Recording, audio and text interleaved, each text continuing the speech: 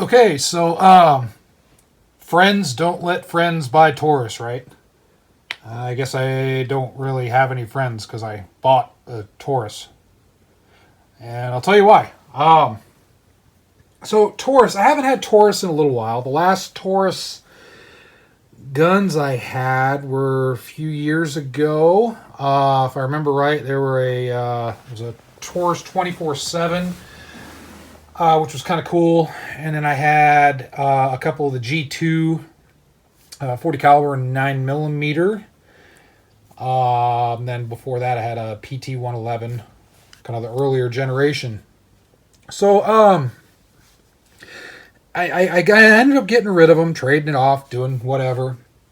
And I haven't messed with Taurus much because their reputation wasn't the greatest, honestly.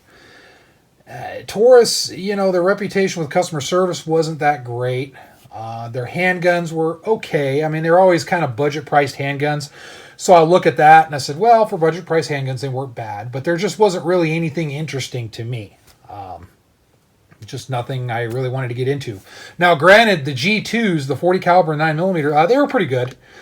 I had no real issues with them. If I remember right, I believe the 40 caliber was a little bit quirky, but they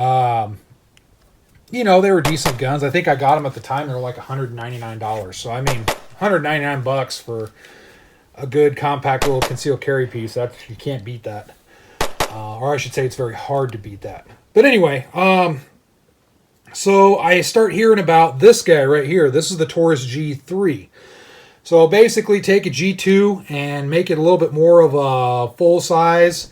It's not a true full size, I don't think, but it's a little bit bigger than a Glock 19, a little bit thinner, but it's just a little bit larger as far as length and whatnot goes. So it's more of a service-sized gun. And this one is a 9 millimeter, and it's been out on the market for a little bit. So, when I first saw it, I thought, okay, just another typical handgun, really nothing special. Looked at them a little bit more, started looking at a few reviews and whatnot, and the price tag, this one right here was $250, brand new, at a sporting goods store here in my area. So the reviews were pretty good, and I thought, okay. It might be worth a shot to check it out for a budget type handgun. And, the more I look at it, I thought, okay, there's nothing really special about this gun. You look at it sitting right here, there's nothing really fancy about it. It just looks like another kind of striker-fired pistol, honestly. It doesn't look bad, but there's nothing awe-inspiring in its looks. So I decided to take the plunge and buy it.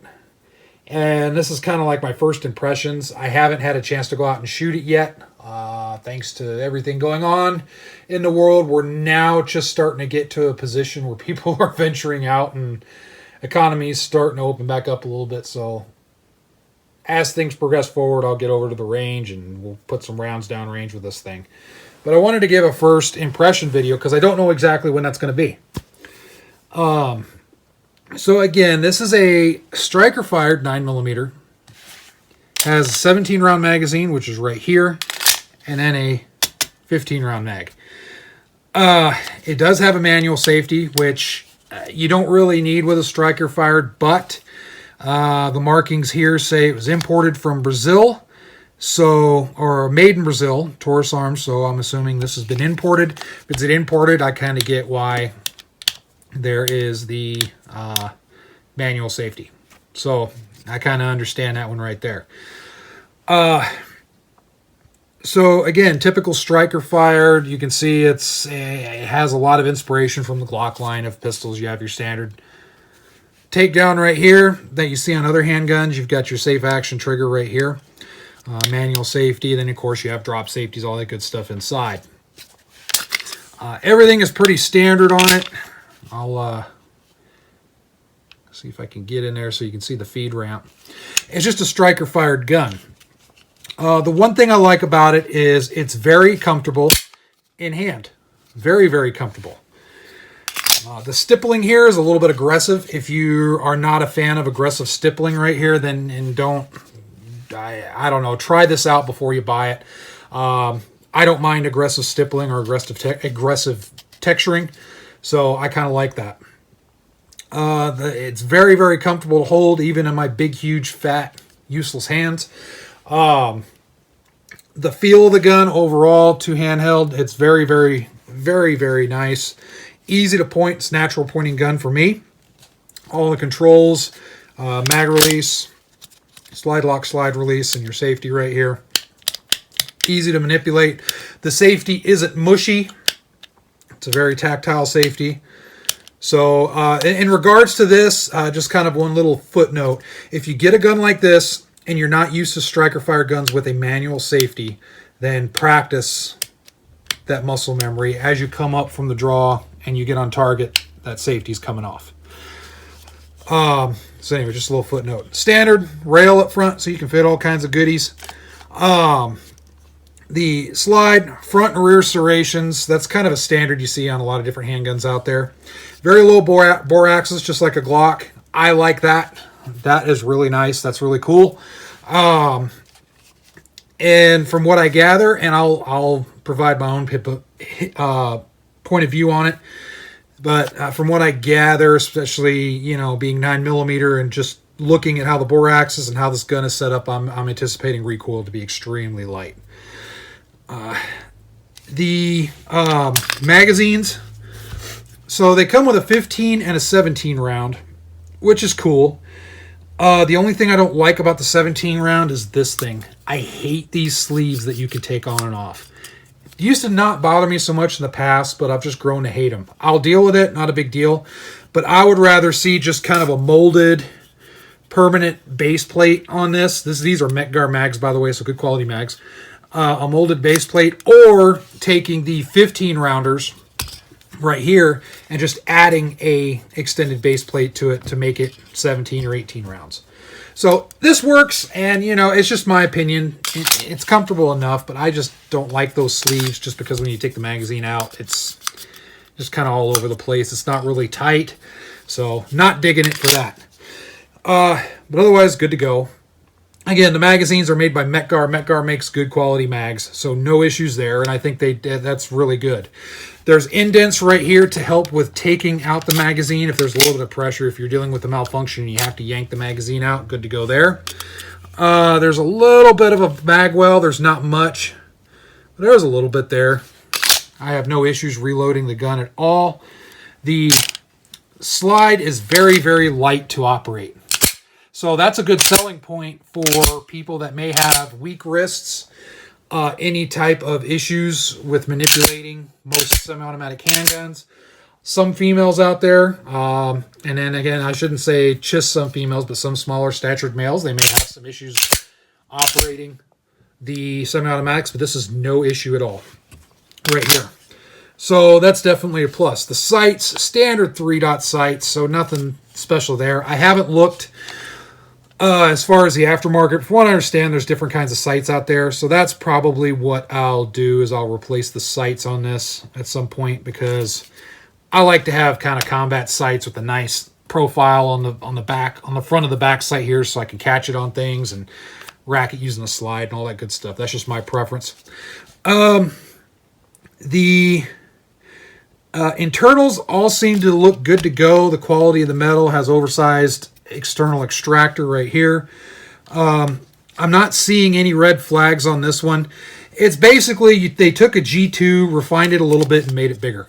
So that's a home run to me, because I do think the G2 is a decent platform, and I probably should. I'm thinking maybe I'll buy a G2 in the future here at some point, either a G2 or a G2S, and see what I can do with that, and just kind of go from there.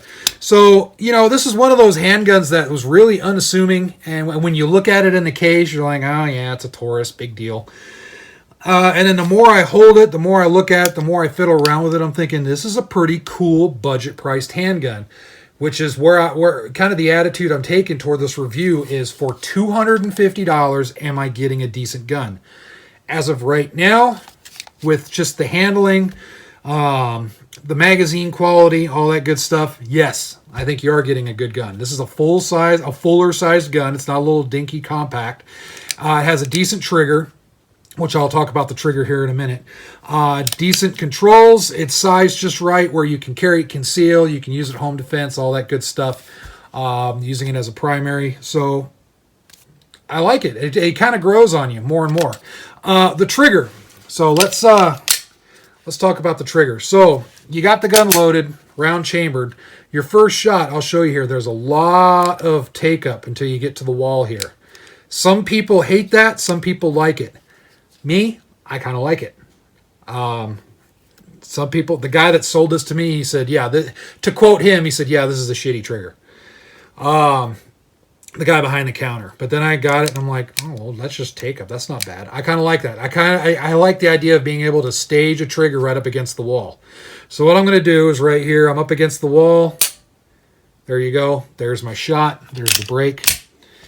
Now here's your reset. There's the reset. I'm back on the wall. I like that. That's awesome to me. I really, really like that. I love that there's not that much travel. I'm up against the wall again. And the break is pretty consistent. It's tactile on your reset. And one thing about these is if you don't get ignition, there is a double action pull. I don't know the value of that, honestly, because that's not how I do things. If the gun goes click instead of bang, I'm going to tap, rack, and then I'm back to my standard trigger pull right here. That's just me. But it's an interesting little footnote on the design, and that's not new. Taurus has been doing that for a while. So anyway, enough yammering out of me. I know I'm going over 10 minutes now on this thing, but in any case, the gun is solid. And I encourage you guys to check it out if you're looking for budget-type guns. Especially if you guys got stimulus checks and you're looking for something. I may actually get my wife one of these, too. I might get her the black one. That's really kind of cool that how this feels. My wife really likes how this feels. And, you know, I may go in and get another one. So anyway, there it is. Taurus G3. This one's FDE, of course, because I'm all about FDE. I think it looks sharp. They do come in black. I haven't researched all the aftermarket stuff, but there is aftermarket stuff. So overall, my first impression, good gun, especially for $250. I'm not going to compare it to a Glock. I'm not going to compare it to a P320. I'm not going to compare it to any of the more expensive guns out there because that's not the market, and I don't think it would be fair to do that. I am going to compare it with the other $250 guns out there, and in my area, it's like Sky Firearms and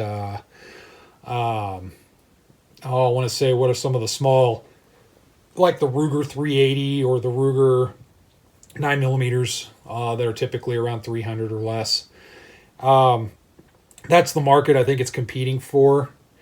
And maybe the Smith & Wesson, the SD9.